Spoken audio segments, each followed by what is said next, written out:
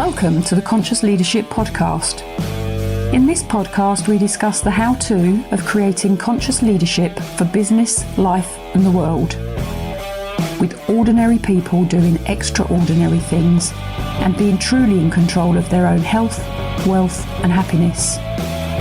Knowledge plus action with a plan creates magical results. Introducing your host, Julie Hogbin, author, international speaker, mentor, disruptor, and creator of conscious leadership, and property investor living in the UK. Welcome to the Conscious Leadership Podcast, and I'm going to do a Facebook Live on this one as well. So if anybody's views and has any questions, please ask. Comfort zones and influence circles. They are really key for us to grow, to develop, to do something different. And there's sort of some accepted models of comfort zones. And you've got the comfort zone, which I always describe as like a blue fluffy cloud. And when I'm in my comfort place, I am sat on the cloud and I'm skipping across the sky, feeling very comfortable.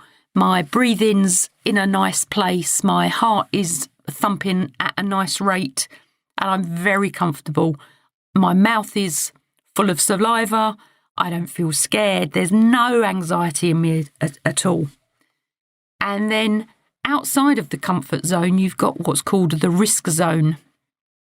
And when you take a risk, you are doing something that is different. You're testing the water. You're doing something that you have not done before.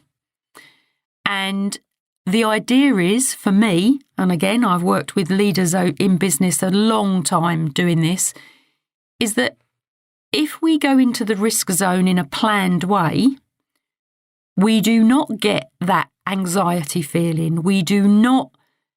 Our heart rate may increase a little bit, our breathing may increase a little bit, and our heart might thump a little bit faster, but we manage it because we're walking into the risk zone in a managed way.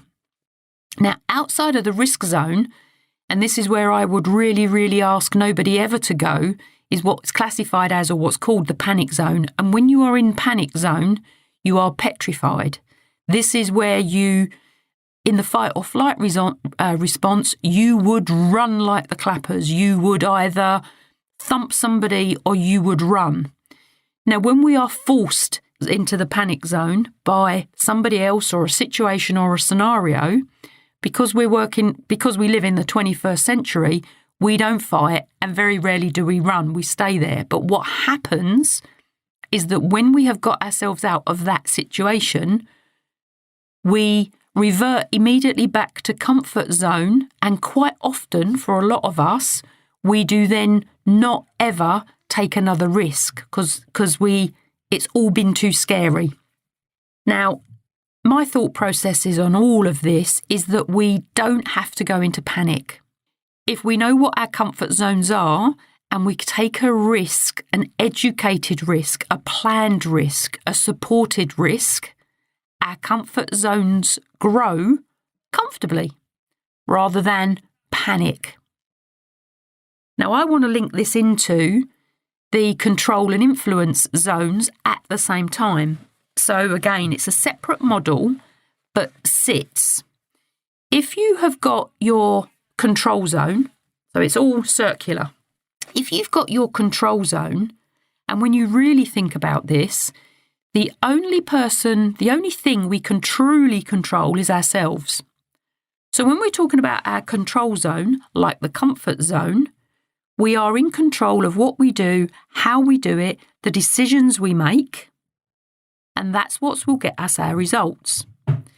Now, what we have to think about, especially if we're leaders, whether it's in business, whether it's in life, whether we are an employee or whether we are working for ourselves, entrepreneur or startup, doesn't matter which it is, in that role, we need to be able to influence others.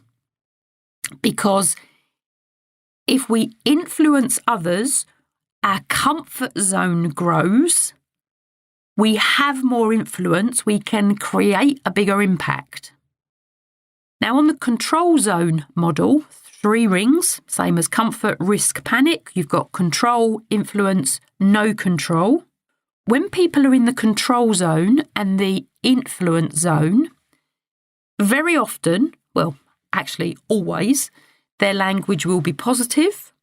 It will be problem-solving sourced. So what do I mean by problem-solving sourced?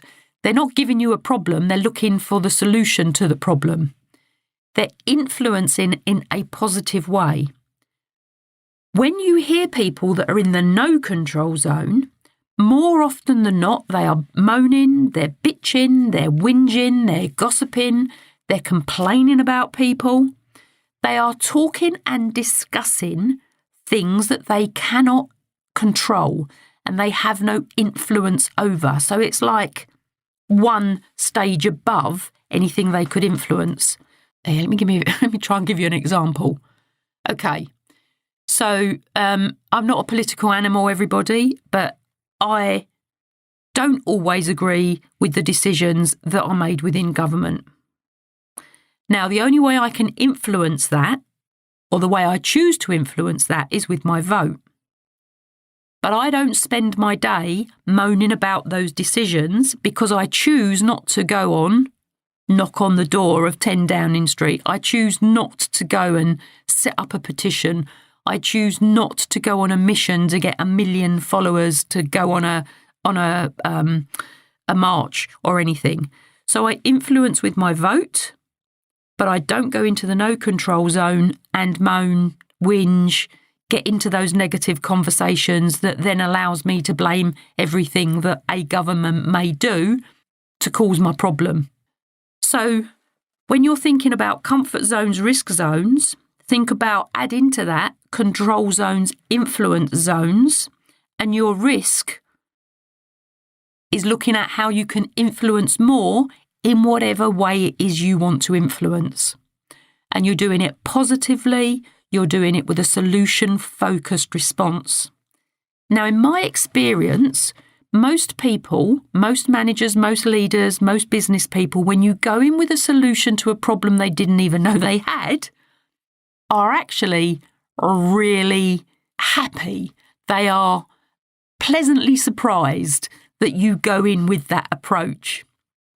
So think about how you can influence wider by taking a small risk. Take small steps, do small influences. Take a big one if you want, but go in feeling confident with how you're doing it. You don't want to be in the outer circles. You don't want to be in the no control zone. Generally, when people are in there, they become negative. They become what people call drains rather than shining light. And you don't really want to go into that panic zone because it will stop you trying again. You're going into fight or flight when you're in panic and it's not comfortable. But go in with a planned approach. Even in a risk, your heart can be thumping, but you're doing it with a planned approach, with a planned communication, with a planned everything. It makes it safer. So, an episode on the Conscious Leadership podcast, which is also a Facebook Live. And I'm going to say go out, take action, do something that takes you further towards your dream. Thanks for listening to the Conscious Leadership podcast. You can contact Julie on LinkedIn, Facebook, Instagram, Twitter, Pinterest, and hear me out. Please subscribe to her YouTube channel for how-to videos and more content. And please message Julie to have your questions answered. Until next time, remember, knowledge plus action with a plan creates magical results. See it, say it, write it, believe it, and achieve it.